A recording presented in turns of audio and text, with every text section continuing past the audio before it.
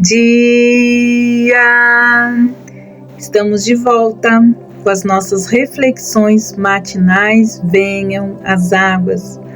Nós estamos meditando na carta de Paulo aos Filipenses e temos visto como são maravilhosas as promessas, as riquezas e os mistérios insondáveis que nós encontramos em Cristo Jesus.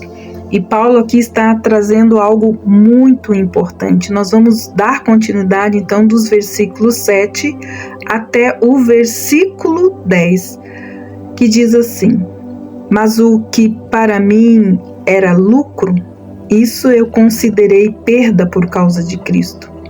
Na verdade, considero tudo como perda por causa da sublimidade do conhecimento de Cristo Jesus, o meu Senhor. Por causa dele, perdi todas as coisas e as considero como lixo para ganhar a Cristo e ser achado nele, não tendo justiça própria, que procede da lei, mas aquela que é mediante a fé em Cristo, a justiça que procede de Deus baseada na fé. O que eu quero é conhecer a Cristo e o poder da sua ressurreição e tomar parte dos seus sofrimentos e me tornar como ele em sua morte. Temos aqui então como tema da nossa meditação de hoje a sublimidade do conhecimento de Cristo. Então, aqui nós vemos Paulo apresentando a grande renúncia. Ele relaciona aqui lucros e perdas. De um lado, ele lista as coisas que ele acabou de mencionar, que para ele haviam sido vantajosas e podem ser consideradas como lucro. Do outro lado, ele escreve apenas uma palavra: Cristo, comparando-o com o grande tesouro que havia achado em Cristo Jesus. Todo o resto para ele, então, se torna como nada. Ele até os considera perda por causa de Cristo. Então, todo o ganho financeiro, todo o ganho material, todo o ganho físico, todo o ganho intelectual, todo o ganho moral, todo o ganho religioso, tudo resulta em nada, quando comparado com o seu grande ganho em Cristo Jesus. Enquanto confiou nessas coisas, ele nunca pôde ser salvo. Mas agora ele tinha certeza da sua salvação. Elas já não tinham mais importância para ele, pois havia contemplado a glória do Senhor, e as demais glórias comparadas à glória de Cristo eram como nada.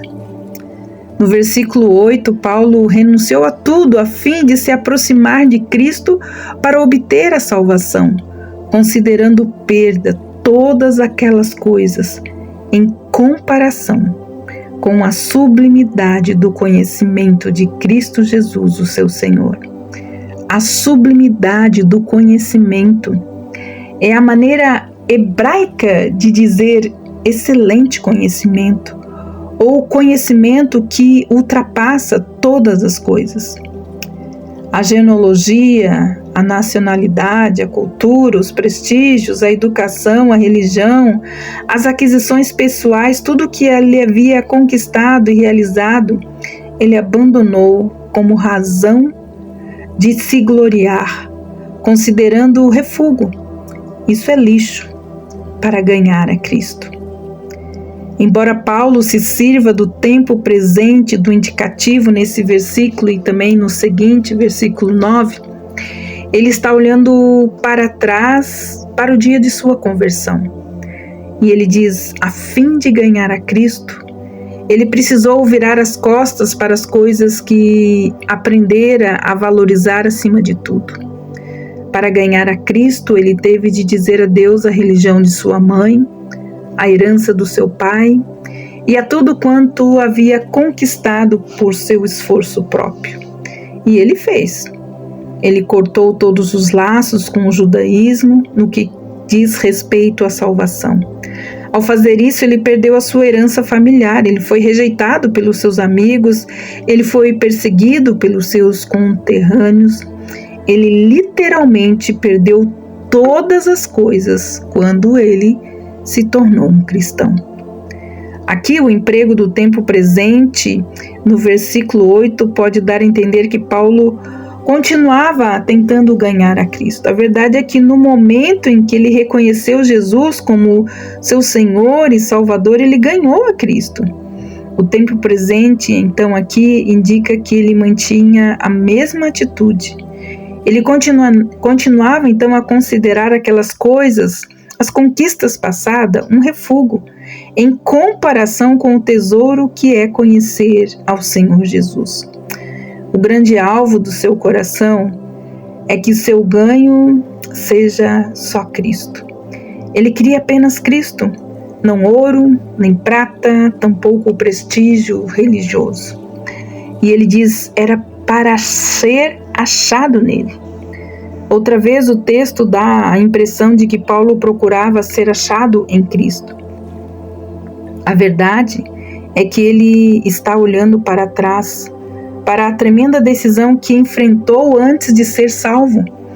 Estaria ele disposto a abandonar os próprios esforços para ganhar a salvação e confiar apenas em Cristo?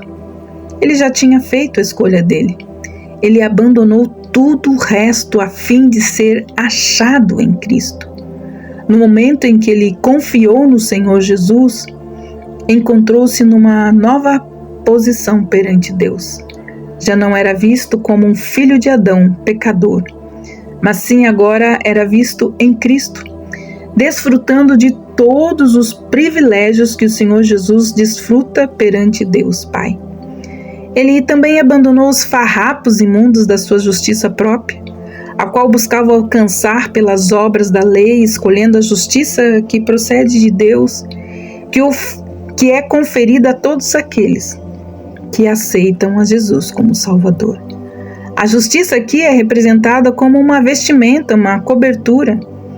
O homem necessita da justiça para encontrar favor perante Deus, mas o homem em si não pode produzir essa justiça.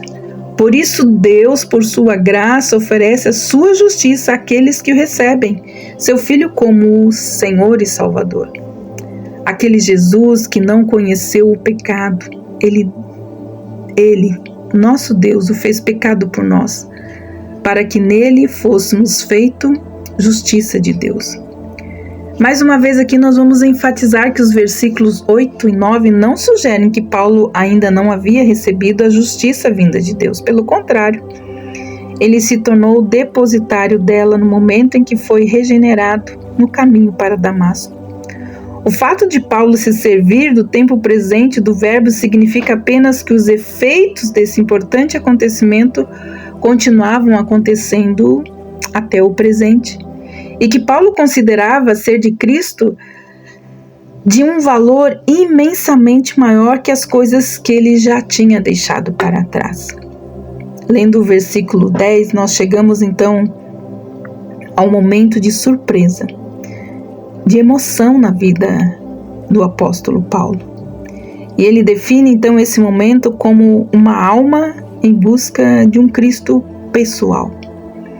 A maneira mais comum de interpretar essa passagem é a gente espiritualizá-la. Por isso queremos dizer que o povo em geral não interpreta literalmente as palavras como sofrimento, morte e ressurreição.